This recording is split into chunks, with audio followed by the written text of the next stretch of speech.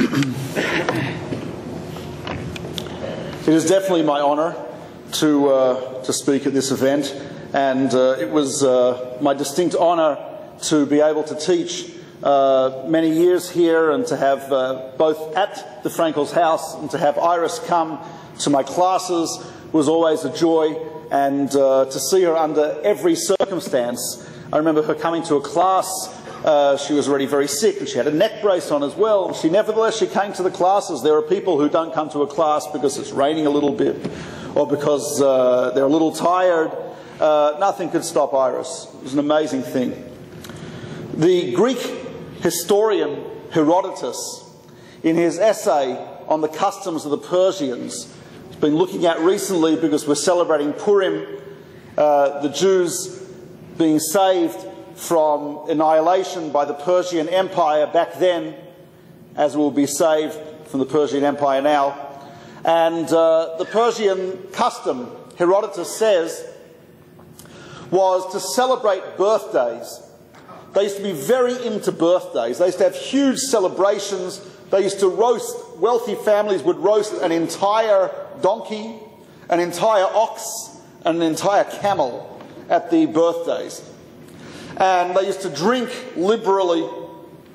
And he mentions this as being a major feature of the Persian custom, was to celebrate birthdays. We find that in the Torah, the only time birthdays are mentioned is Pharaoh, not one of the top characters in the Torah, not one of your, Pharaoh celebrates a birthday. On his birthday, he releases people from jail, he hangs other people. I mean, it's, you don't find birthdays of righteous people in the Bible. In Jewish tradition, nothing wrong with celebrating a birthday. It's great. It's always an excuse for cake is great. But you don't find it as a major part of Jewish tradition. What do we do instead? It's strange. We have Yortzeit, the anniversary of someone's passing. Yortzeit, which means yor means the year, sight means the time of the year. The Sephardim call it Hilula, a day of praise or celebration. It's a strange thing. Why is it that birthdays celebrated in many, many cultures, and are certainly in certain cultures are a major part of that, whereas in Judaism birthdays are fairly minor, and yet the day of passing is quite major? So the Medrash Rabbah, ancient rabbinic source, 2,500 years old approximately, says that it's type of like a boat. You know what happens when a boat leaves the dock, when it's a newly built boat, and it leaves the dock, so they smash a bottle of champagne, and there's a band playing and streamers, etc., etc. And it goes out on its journey. When the ship returns to the dock after a long journey, who is waiting? Customs and excise. Anything to declare? Basically, the Medrash says the strange thing. On the one hand, when the ship leaves port, when it's just leaving on its journey, we should be full of trepidation, fear, apprehension, nervousness. We should be praying, saying psalms, encouraging people, because who knows what it's going to encounter? Who knows? Pirates, storms, bad navigation, etc. You never know what is going to happen. On the other hand, when the ship comes back to port, it has fulfilled its journey, it's fulfilled its task, it has accomplished its job, it has brought people safely back to harbour. That's when we should be throwing the streamers and celebrating. The Medrash says, of course, human emotion is not like that. Someone is born, celebration. Even though when someone is born, who knows what will happen? Who knows the course that they will take in life? Who knows all the things that they'll encounter? But nevertheless, that's how humans are. We're not logical machines. We are emotional in many ways. And the emotion is a new life in the world is a reason for celebration. And when someone no longer lives with us, not no longer lives, but no longer lives with us, then that's cause for sadness. And even though that ship, that soul, has, so to speak, come back to harbour, and you can see Sometimes, with a righteous person, you can see that the ship has come back to harbour intact. The soul is intact, it's pure. They've accomplished their job. They've navigated safely through the waters of life. And so there is some cause for celebration. But we can't do that immediately. That would be strange. That would be counterintuitive. That would go against our emotions. But later on, when we come to appreciate the person, we can think about it more. We can sometimes say to ourselves, this pure soul has returned to harbour. That's how the Medrash understands Yortzeit versus birthday. But I think there might be another reason for this idea. Might be another reason. And that's based on Rav Moshe Chaim Luzzatto. Rav Moshe Chaim Luzzatto points out, he says that the ultimate task of the human being, he points out, is revelation. Revelation. That is why we are here. What do we mean by revelation? Does revelation mean thunder and lightning at Mount Sinai? Does it mean that we're here to get prophecy? That's not what revelation means. Luzzatto says what revelation means is the revelation of the soul, the spiritual side of the human being. And we are, he says, balanced between revelation and concealment. If you think of it on a global level, conflicts of cultures and civilizations throughout history have been heavily based on this. As Jews, we were confronted by the Persians with their excess of drinking, their excess of partying and food and so on and so forth, and it obscured the soul. You couldn't see the soul. You were overwhelmed by by the wealth, by the party, etc. We were confronted by the Greeks and their almost worship of beauty and aesthetics, owed on a Greek vase, urn, right? Their worship of that, you see the beauty of the body, and the body is beautiful. And the beauty of the aesthetics of the human body and athletics and so on and so forth blinds us to the essence and to the soul. It blinds us. So Greek culture, it was a light that was so strong you couldn't see. And the Roman culture, the power of the military might of Rome, the political and economic might of Rome, that also to a great degree blinded people to the soul. Because if all you see is money, all you see is the NASDAQ and the Dow Jones and everything else, how can you be, if you're immersed in that completely, how can you start seeing the soul? All you think about, you see a human being, what do you see? You see a consumer. You don't see a human, you see a consumer. Like these teeth, go like that. That's what we see. And from the Greek perspective, when you see a human being, you see the muscle tone and the definition and the angle that the nose forms with the forehead. The more shallow, the more beautiful. And the cheekbones and everything else, that's what you see. So you don't see a soul, you see a nice specimen of primate. That's what you see. And so with the Persians, with their wealth and everything else, and we have this on a global level. This continues today. It continues today. There are cultures that are so immersed in the culture of the body, they're blinded by the light, and the body is light. It's beautiful, it has light, but they're blinded by that to the soul. Can't see the soul. And there are cultures that are so embedded in the economics, in the power of money, in everything else. There's literature, huge amounts of magazines about. I just passed a store in Manhattan. I think it was, I don't remember what street. It was in the fashion district. There's an entire store only of magazines devoted to fashion from all over the world. Fashion is wonderful. It's great to have nice clothing. It's great to look good. But an entire store, thousands of magazines devoted to that. So can a person in that type of culture, immersed in thousands of magazines, celebrating the external, the body, can such a person appreciate the soul? I think they're blinded by that light. Very difficult. So, to a great degree, and it's not only the body, but also, as we said, economics. And so on a global level, cultures, we've been confronted with cultures who have concealed the essence of the human being. And it goes all the way back. Tower of Babel, when they built this huge tower, they said, let's make a name for ourselves. It was an idea, it was technology. It was a worship of technology. It's interesting, there it says they chose a Becher, they found a valley. And it's interesting, the term used for the valley is a valley without natural resources. They specifically chose a place where there were no natural resources. Why? They wanted to highlight their technology.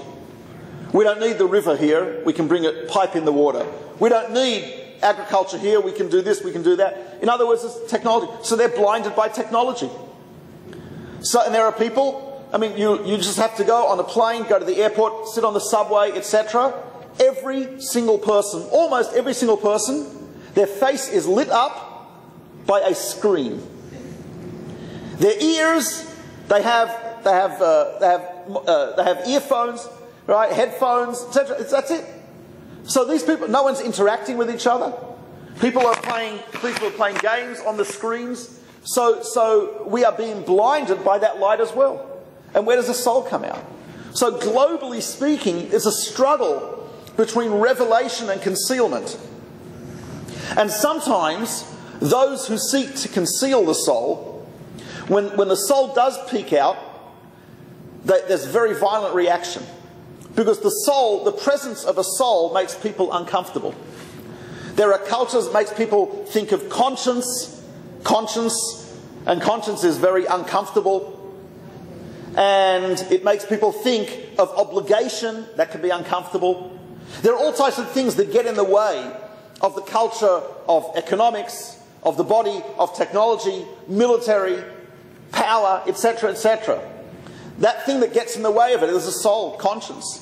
We don't have to go back too far. 70 years ago, there were those who sought to destroy the Jewish people down to the last man, woman and child. Why? Because I think our very existence reminded them of conscience.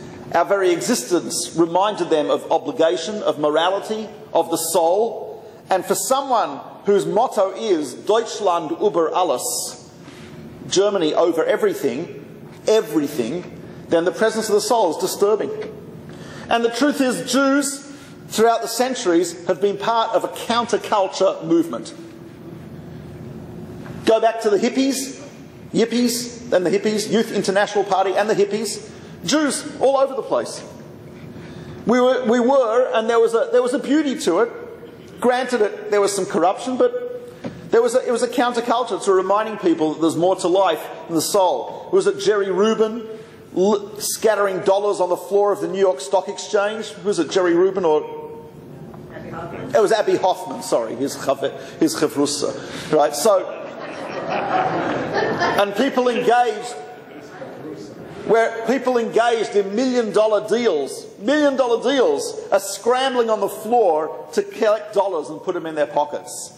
Abby Hoffman, that to him was fantastic, to see such a thing. But he was right. He was right. And you go a little further back, and you have Jews who said all this focus on accumulating wealth is wrong. Everyone has to have the same amount. And then you had Karl Marx, Marxism, communism. And of course Jews were behind that.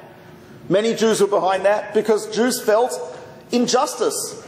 They felt there's something wrong with the capitalist system, and there's a kernel of truth to that.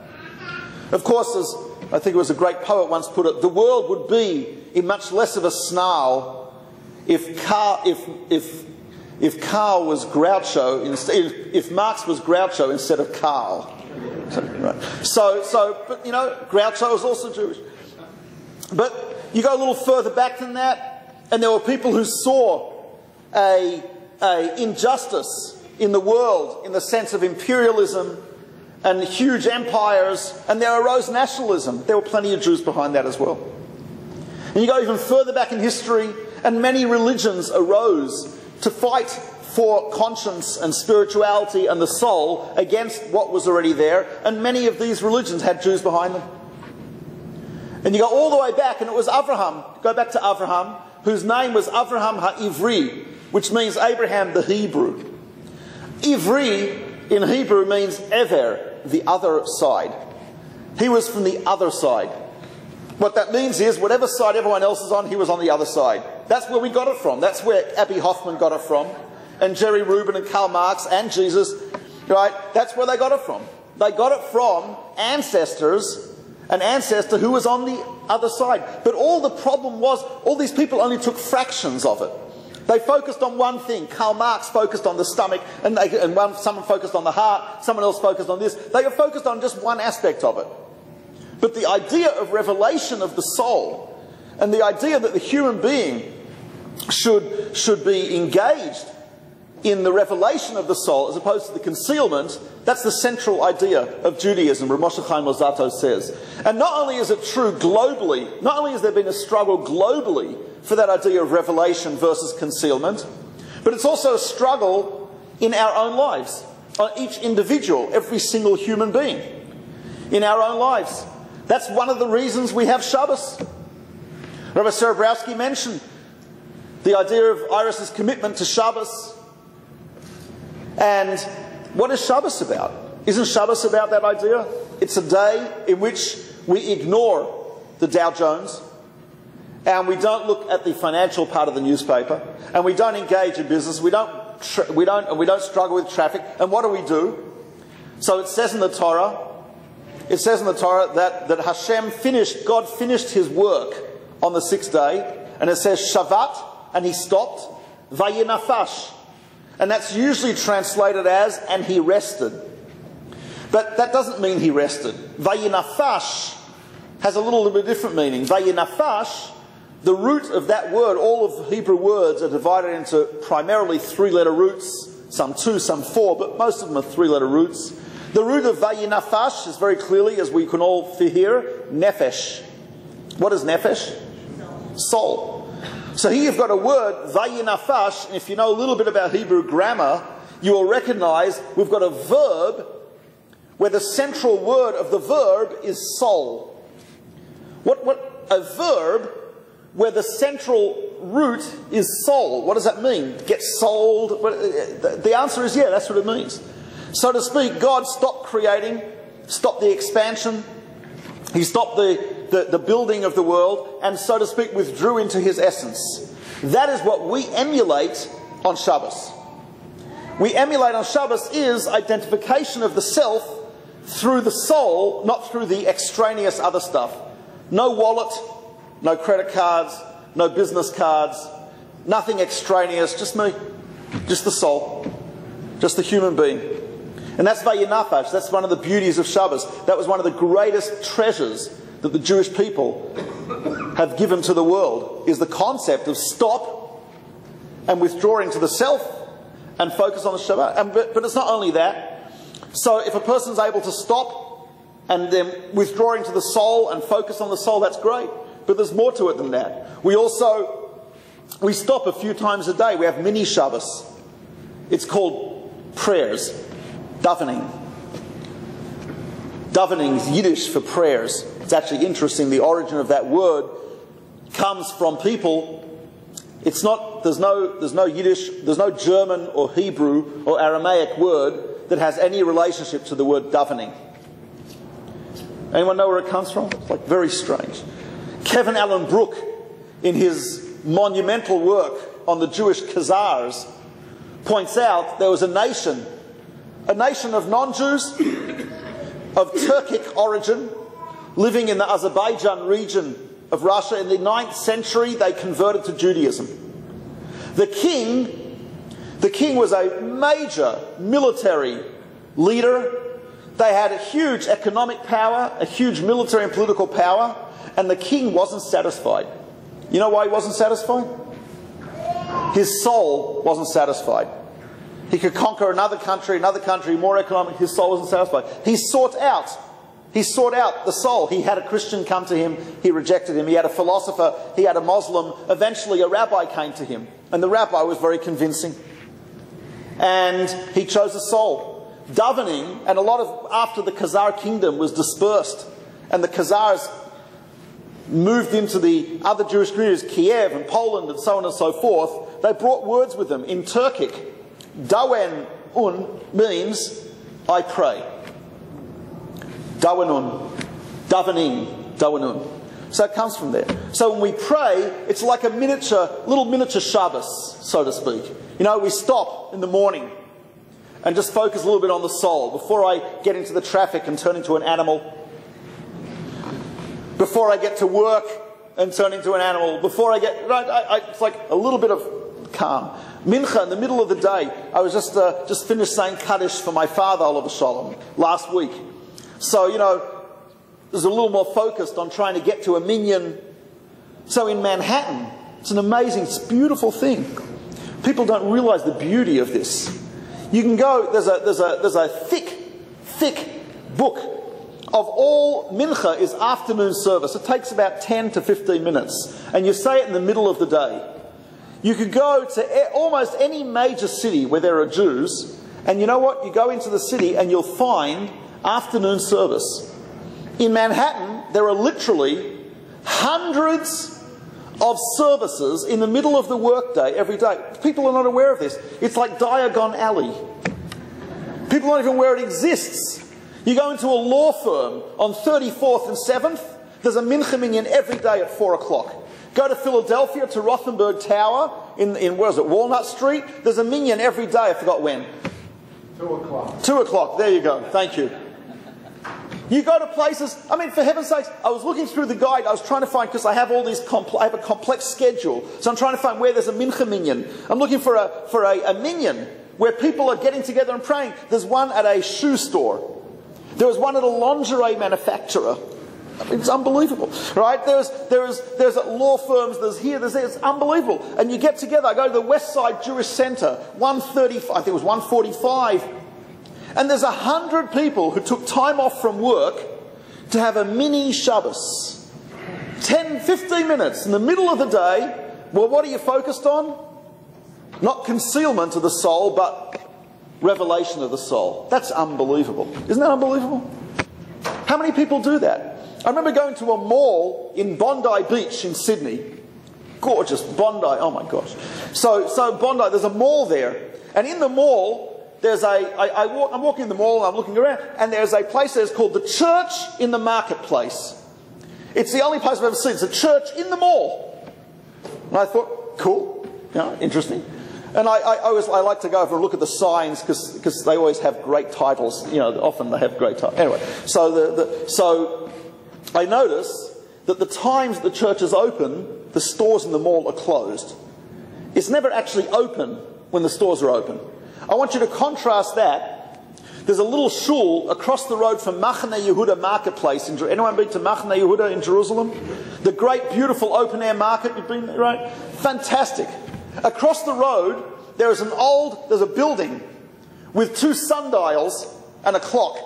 It used to be a Hachnosis Orchim, a guest house for people visiting Jerusalem. It's now a synagogue. And it's a regular occurrence that a stall at Machane Yehuda will be closed in the middle of the day because the owner has gone across the road to take 10 minutes, 15 minutes, half an hour to pray. And that place is packed from dawn until midday, morning service. Half an hour after midday until a little bit after sunset, afternoon service. From sunset to midnight, you can go, it's an amazing thing. You go to Bnei Barak, the taxi stand in Bnei Barak, there's a shul right near there. It's a minyan factory. Pretty much any time of the day and night, you can go there and engage in a little bit of revelation. You can have a revelation. I don't know if God's going to speak to you. I don't know if there'll be thunder and lightning coming down. I don't know if the heavens will open up, but your soul will definitely open up. You'll have a bit of a revelation. And what else do? We Jews also, and Iris was part of this for so many years, we take time out of the day, and what do? We study. But we don't study accounting. We're not studying something with a pragmatic purpose. We don't study stuff which is going to earn us a living. What do? We study some esoteric ideas. We study Talmud. We study philosophy. We study mysticism, ethics, the portion of the week. We learn about the temple. We learn about the thing. But why are we doing this? What we're doing is, when you study Torah, when you're doing something which has, it's not of practical material benefit. It's something which is beyond that. Amazing thing, Gershom Scholem, famous academic scholar of the Kabbalah, he writes, a friend of his, a non-Jew, was in Warsaw before the Second World War. He was in the Jewish area. He's looking for a taxi. There's a whole row of taxis, but they were horse-drawn carriages. And there's a couple of Jewish kids feeding carrots to the horses, and there's no taxi drivers in sight. So he goes over to one of the kids and he says, "Where are the drivers?" The kid takes him into a small shul called a klois, a small synagogue. And the different trades in Europe, a lot of different tradesmen used to have their own synagogue. Because they'd all the taxi drivers took a break together. You know what to do? To study Jewish law together. Not utilitarian. It's not going to help them in their taxis. It's not going to help them get business. It's not going to help them feed the horse. What is it going to help? It is going to nourish the soul. That's what it's going to nourish. And he was amazed. Here's an academic who spends his life studying. And he sees Jewish taxi drivers in Warsaw taking time out of their day, eking out a living. None of them were wealthy. Taking time out of their day to do what? To study some esoteric discipline which has no utilitarian purpose whatsoever. They're not going to make a cent from this. Nothing. But what they're going to do is they're going to engage in revelation. So the revelation started really at Mount Sinai, but it's never really stopped. And so that, Rav Moshe Chaim Luzzatto says, that's what everything in Judaism is about. When we come to a particular time, as we spoke about Pesach and Purim before, particular time, what we're doing is we're taking every single moment in time, every single part of the day, every single moment in the month, every single month of the year has its own spiritual energy that is waiting to be revealed. It's just waiting for us to actually seize that moment. And when we eat matzah at the Seder, and we drink the wine at the Purim meal, and we read the Megillat Esther, and we say Hallel, and we celebrate, and we light candles before Shabbat on Friday afternoon, etc. You know what we're doing? We're capturing and revealing the sparks of the infinite in that finite period of time. That's what we're doing. It's all about revelation. And he says that is our job. And it's interesting, and in a human being there are different times of life in our lives where we have different parts of revelation. It's interesting. A baby, you don't see much of the soul. You know what some of our sages say, and, you don't have to accept this, but it's not in the Talmud, but it's interesting, some of our sages say that, you know what the first manifestation of the soul is in a child, in an infant? When the infant smiles. When the infant smiles, that's the first manifestation of the soul. That's the first revelation of the soul. And because the child is communicating with, he's expressing his love, her recognition of you, her attachment to you, smiling. What a beautiful idea. But you don't see much revelation of the soul. As a person matures, the soul becomes more revealed. When is the greatest revelation of the soul? When the person has reached the end. They've accomplished a tremendous amount in their life. They have inspired other people and helped other people reveal their soul. They've inspired themselves and their family to search for spirituality. When a person's reached a point where the person looks at them and says, wow, I wish I could be like that person. I wish I could have the faith that Iris had. I wish I could inspire people like Iris did. I wish I could inspire my family in the same way that she did.